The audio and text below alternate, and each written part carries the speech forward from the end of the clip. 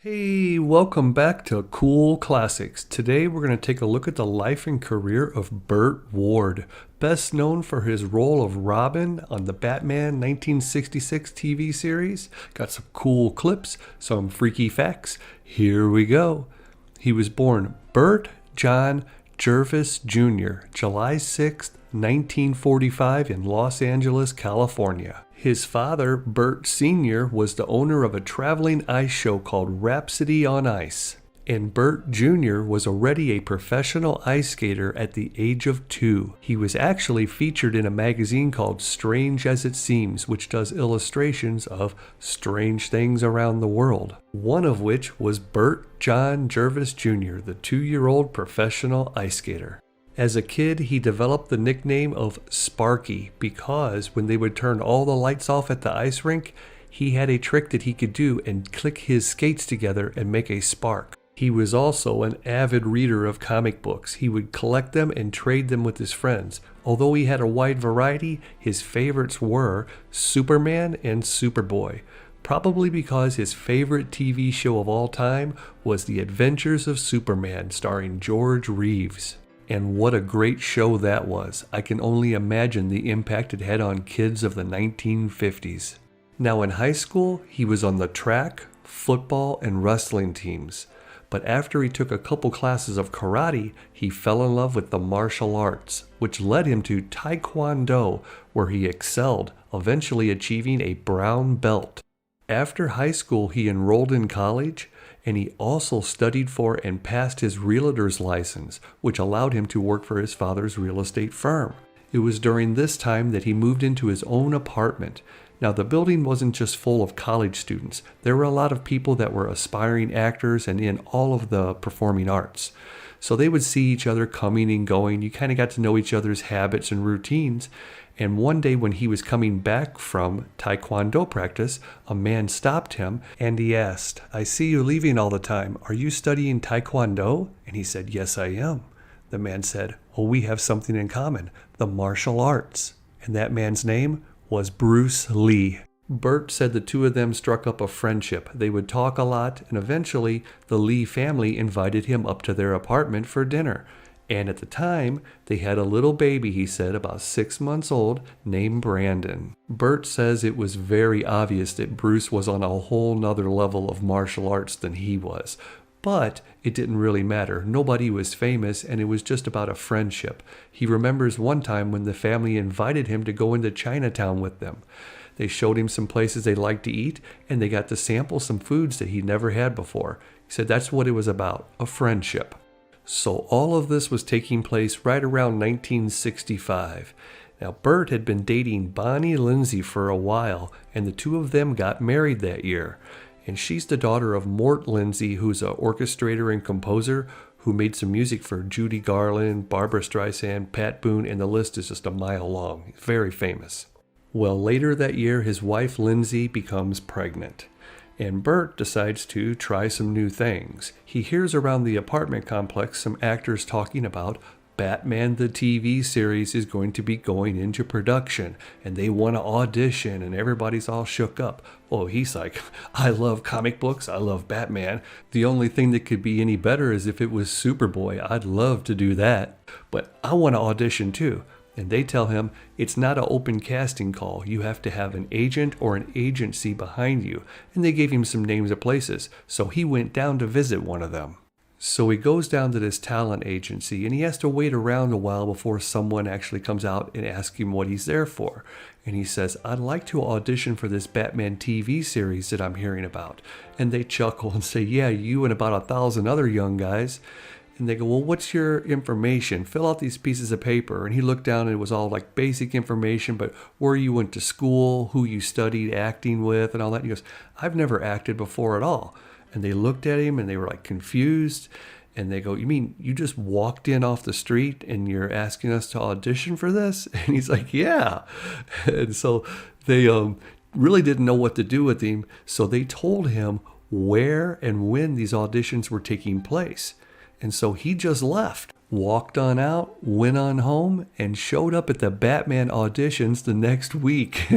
Now, when he got there, he had to fill out some more paperwork. Basic information, but they wanted to know who your agent or agency was. So he wrote in the name of the agency that he walked into.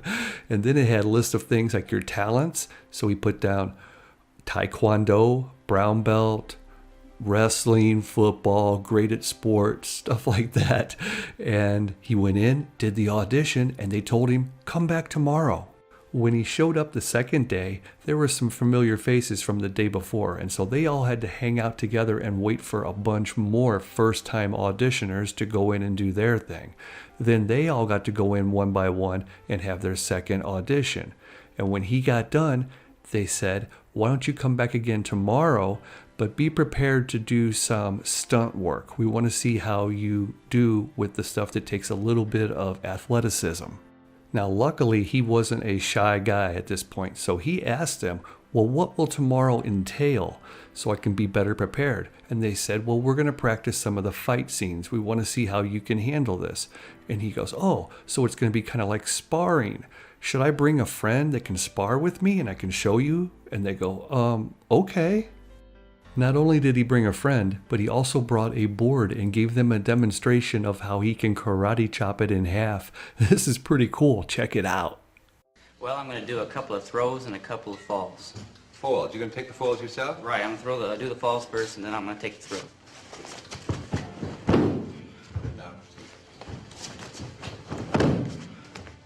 You want to do a couple of throws now, or do you want to? Right, a couple of throws. You got a friend to work with? Fine, yes. Come on. Ball, come on out. All right. That's a shoulder throw. All right. All right. Fine. And he's going to give me a hip throw. Okay. All right. You have anything else you want to do? Well, I'm going to break this board with my hand. With your hand? Right, with my hand. Is that...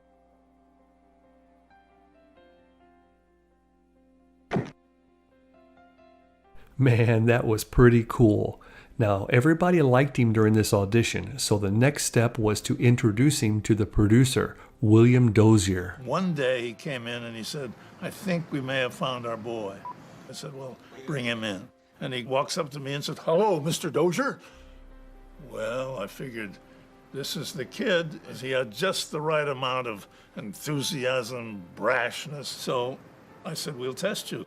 And test him they did. Eventually it came down between Adam West versus Lyle Wagner to play Batman, and Peter Dale versus Burton Jervis to play Robin. Dick, I've been through all my father's old law books, and I don't see we have a leg to stand on.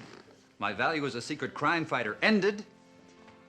Well, everything I've trained myself for since my parents were murdered. It's a dirty trick. It's a dirty trick. And when our good housekeeper, poor Mrs. Cooper, when she finds out what you've been doing on these supposed fishing trips of ours, I'm afraid the blow will kill her. When you've chewed over this one, look for two others. What do you guess he meant? look between the lines. When is the time of a clock like the whistle of a train? 2, 2, 2. Right you are. Holy caboose! What has neither flesh, bone, nor nail, yet has 4 fingers and a thumb? A glove. Roger. 2, 2, 2. A glove. It must be an address. I get it. 222 Glover Avenue. You've done it, chum. You've done it, chum. He sure did. He got the part, but he didn't even know it for 2.5 weeks. One day, the agency called him and said he needed to come in as soon as possible and sign some paperwork.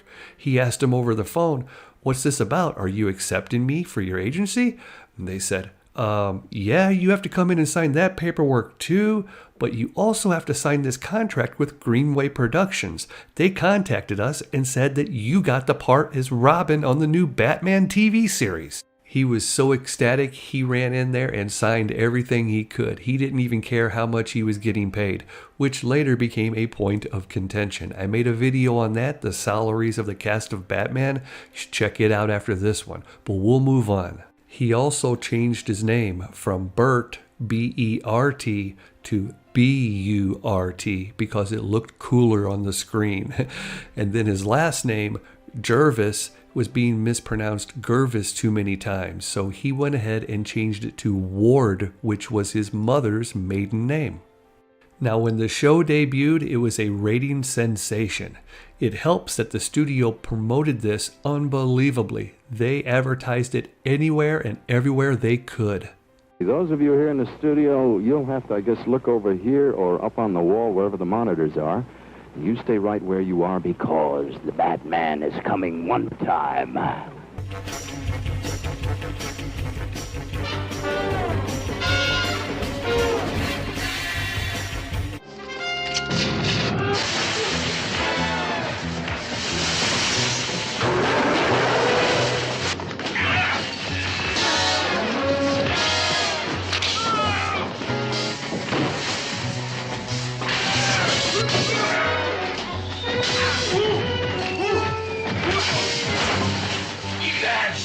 The tide's turning against us. Let's scram, Joker. Man, that's some good stuff. Now, they spent so much money on production that by the time the first episode was completed, they were already over budget. It wasn't just the costumes and small props. They had to pay for an entire bat cave and laboratory to be built, along with the Batmobile. Then they made sure that each week had a special guest villain who was a famous actor, and they cost a lot of money.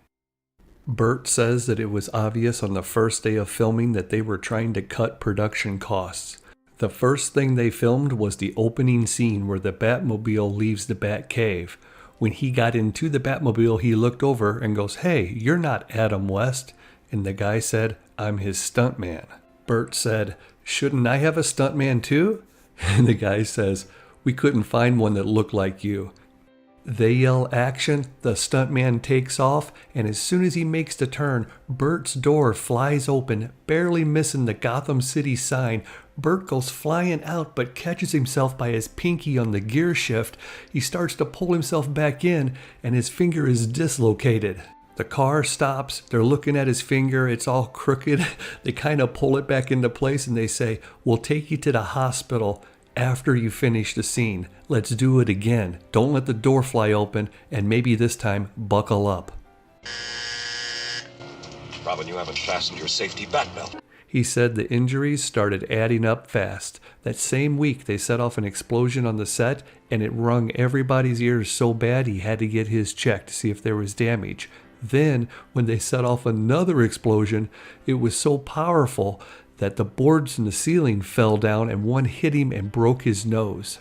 After being taken to the same emergency room 4 times in just 2 weeks, the hospital started to ask questions. Well, this put the studio on red alert, and things changed. It got a little bit safer, a little bit easier. Batman used his head. Now, later that year, his wife Bonnie gave birth to their daughter, Lisa Ann Ward. Everything seemed to be going really good, but then just a few months later, Bonnie and Burt filed for divorce. He said this was a very difficult time for him. He ended up just throwing himself into work so that he stayed so busy he didn't have as much time to dwell on the fact that his marriage had just ended. This meant that he had more time to take part in the public appearances and promotion of the show. During the filming season, you were contractually obligated to do certain personal appearances. But once the season ended, they had to keep the show in the public eye, so they would pay Adam West and Burt Ward to go out as Batman and Robin and make all these appearances around the country. This was steady extra work, and it continued week after week until the new season began filming. The studio had it all lined up. They paid your expenses, and they gave you money for going into a city and hanging out for about 3 days. The first day, you would spend it at the local TV station that carried the show. You'd make a few little promo clips with them, but basically you were there to schmooze the producers and keep them happy so that they would bring the show back for season 2. The next day, which was most likely a Friday, you were at a local school and they would have an assembly in the gym, or you would show up in classrooms as Batman and Robin, and that just kept the kids happy as could be. Then on Saturday, you would have the big public appearance in the town.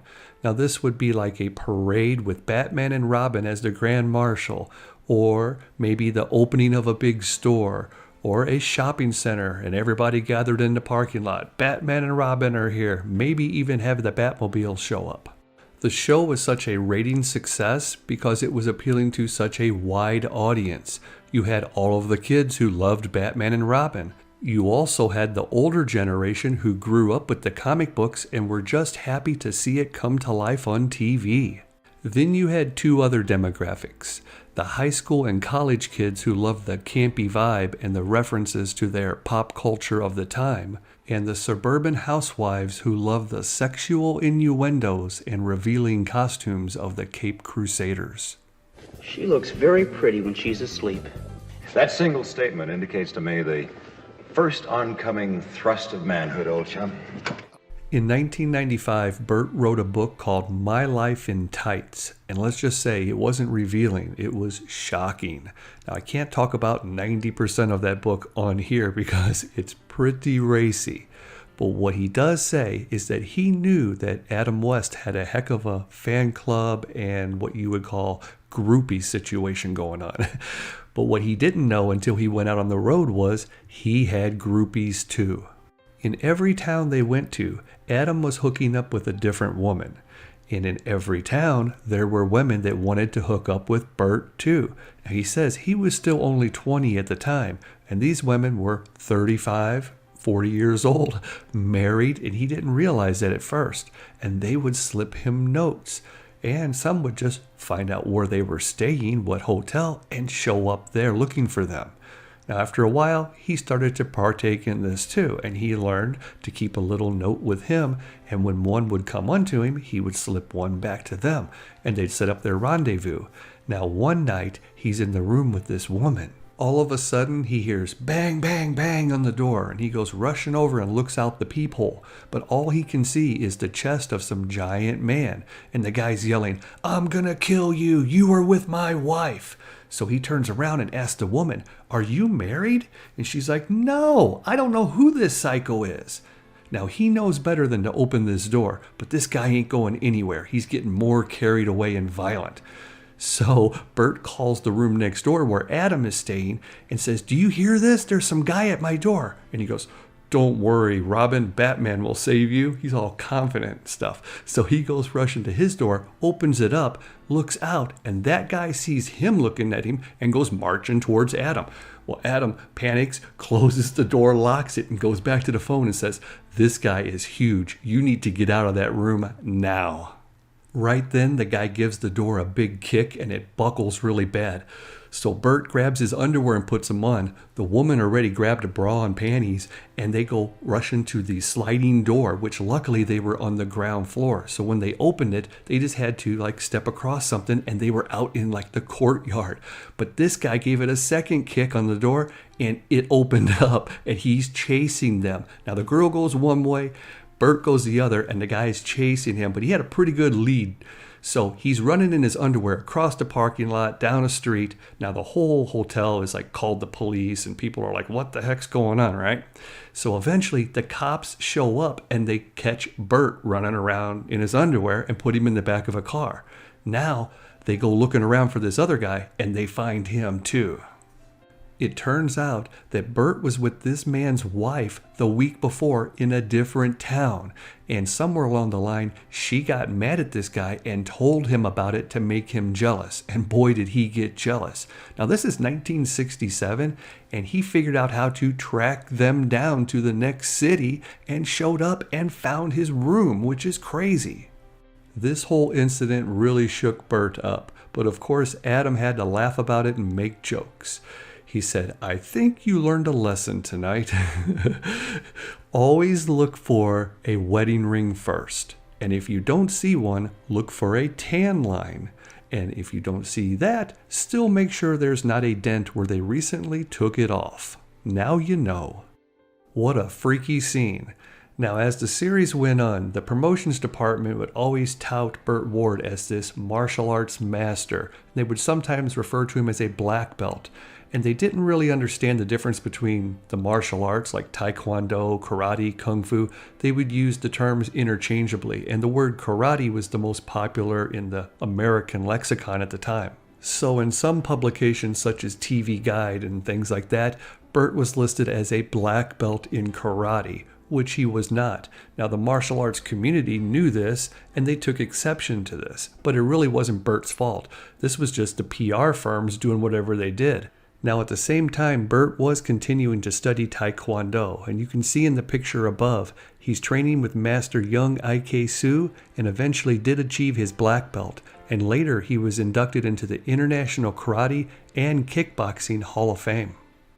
In the midst of all this martial arts drama, it's announced that the Batman series is going to do a crossover with another television show, The Green Hornet.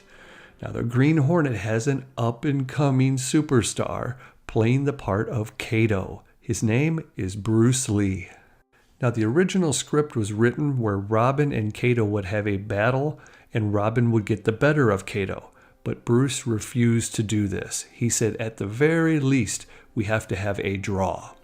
Now that's a pretty bold statement coming from a young, upcoming actor who's trying to get his show promoted on the #1 series on television. But if you know anything about Bruce Lee, you know that he was bold. So on the day of filming the big battle, they arrive on set, and Burt looks over at Bruce, but Bruce refuses to even acknowledge him. Then later on, they catch each other's eye, and Bruce gives Burt a dirty look. Now Burt's like, oh my gosh, he's really mad at me. First, he's refusing to lose to me. I think he believes that I'm the one running around saying I'm the world champion black belt karate guy. This isn't me. I can't believe it. I'm losing my friend over this. And then when they get ready to start the battle, they yell action. And Bruce comes charging at Burt, and Burt jumps back like he's kind of running away, and a cameraman yells, "You look like a big yellow chicken, Robin, get back in there." And then Bruce busts up laughing and runs over and gives him a big hug. Bruce said he did that because everybody put him up to it. He's actually happy that Burt and him both get to be on television shows at the same time when just a couple years ago they were living in the same apartment building, having to go onto their little balconies to do their training. Now, as they continued to film the second season, when they got to episodes 21 and 22 called The Impractical Joker and The Joker's Provocateurs, Kathy Kirsch played the character Cornelia, and Burt fell in love. The two of them really hit it off, and they were married the very same year, 1967. Now, if you think Kathy looks familiar, you may have seen her 4 times on the Beverly Hillbillies playing Marion Billington. She was on Burke's Law 3 times playing Candy, and I've seen her on My Favorite Martian and The Man from U.N.C.L.E. and a couple other places too. Here's a freaky fact for you. Both Burt and Kathy put out a record at the same time. Now, Burt's was written by Frank Zappa, so the music was okay, but the rest of it I'm going to spare you. It's called Boy Wonder I Love You. He's basically just reading love letters. And then Kathy's, well, here it is, and it was produced by Burt Ward. Take a listen. Hurts so bad, it makes me feel so sad, it makes me hurt so bad to see you again. Unfortunately, by 1969, the Batman series was canceled, and Burt's marriage to Kathy ended in divorce. Now, the following years, they weren't really good for Burt. He was struggling to find work because he was typecast along with all of the other actors from the 60s. It was a rough time. Now, one thing that never did change was his friendship with Adam West. The two of them appeared together, it had to be thousands of times over the decades. Heck, I even seen both of them along with the Batmobile in 1979 at the St. Louis Cervantes Convention Center. And they continued to appear together all the way till Adam's death in 2017. So during the 70s and 80s, Burt did get to voice the character of Robin on some of the cartoons, but he was mainly involved with a lot of low-budget horror films. There are at least 40 of these movies. Some are sci-fi, but most are in the horror genre. You can see this one, Scream, Evelyn Scream. It also stars Stafford Rep. And here's one called Robo Chick. They create a robot woman, and of course she goes berserk and is going to destroy everything. So Burt Ward has to save the day. My name is Harry Truman Hodgkins. I have placed thermonuclear devices. How do you spell that? H-E-R. No, Hodgkins. H-O-D. Look, it's going to blow up. Press conference at 6:30 at Van Dyke Park. By the statue of Dick Van Dyke. Burt also married Mariana Torchia in 1985, and the two of them were divorced in 1989, right about the same time that Robo Chick movie came out. And this is when things started to get better for Burt. In 1990, he married Tracy Posner, and the two of them are still happily married to this day. They also had a daughter, Melody Lane Ward. In 1994, the two of them started a charitable organization called Gentle Giants Rescue and Adoptions. They specialized in rescuing and rehoming large dog breeds such as St. Bernards and Great Danes. Over the years, they have expanded and started to include smaller dog breeds too, and they have now rescued and rehomed over 14,000 dogs, saving all of their lives. Along the way, they really studied and learned about these large dog breeds, and they figured out that their life expectancy was only 7 to 10 years because of the lack of nutritional value in their foods. Burt and Tracy have spent over $3 million to develop Gentle Giants dog food, which has increased the life expectancy from 7 to 10 to over 20 years on some large dog breeds. Their pet food is sold through Walmart and on Chewy.com, where it is ranked in their best sellers and has some of the highest customer feedback available. I love it when I can make one of these videos and it ends with everybody still being alive and living a happy life. If you enjoyed it at all, please give it a thumbs up. It does help the channel. Maybe subscribe, leave a comment. I love those. Also, I started a second channel called Cool Quotes so I can make some shorter videos and get back in the swing of things. I've been gone for too long. Cool Classics.